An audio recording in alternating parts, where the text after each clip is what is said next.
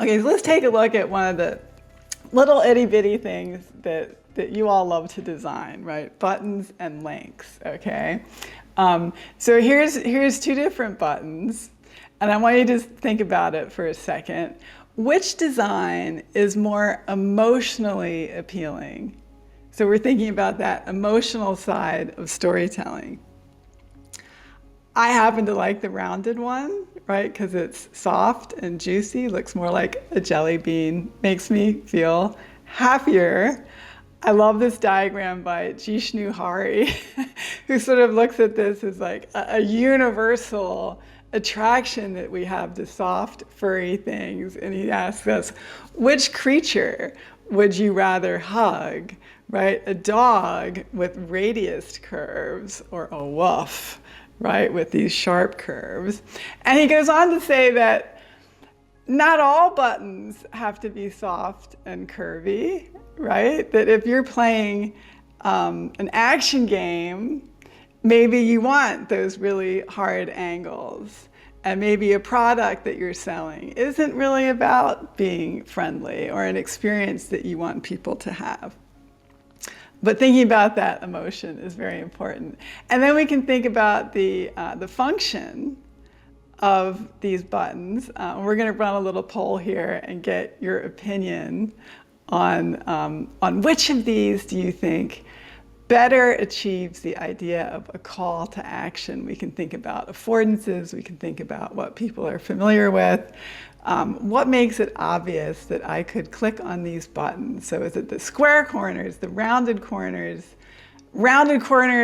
with dimension, or maybe all of them? So what do you all think? Take a second to look at that. Okay, so we have nobody loving the square corners, or very few. But lots of people wanting that sense of an affordance, right? Of creating something that looks more like a physical thing in the world. And a few people that feel they're all equally effective. I actually picked number 4. I think they're all equally effective. And the reason is because the language is clear. And so it's really important as designers that it's not just going to be the visual signals, it's that integration of the messaging. And the two things together are really going to be important, as well as how do these visual forms fit within an overall system, within the hierarchy, the layout, the consistency of the world that you have designed. And so if we look at, right, so some people didn't like the square one, right? It's too flat, it's too extreme. I actually love square stuff because I'm a Bauhaus baby. This is a beautiful flat interface by Moo, which has very little in terms of shadows and suggesting dimensionality. But the system is extremely clear and extremely inviting to users, and with very minimal signals really keeps me oriented as I use the product.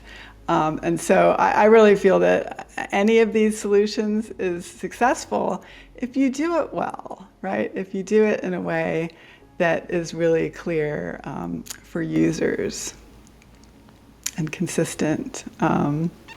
So here's another idea, links, right? Read more links, which are not technically an action, but they are, because you're asking someone to click on that link and leave where they are and go somewhere else, right? And so having these links that are very generic is not really very useful for people, especially if you're using a screen reader. So how can we improve these links?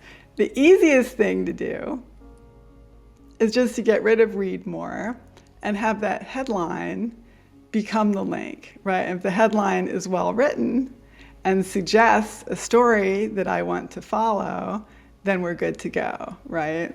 Likewise, like, why do I want to learn more, right? Why? I'm not at all interested in this content. but perhaps that link can be rewritten to be something that would intrigue me, right? And would want me to go forward.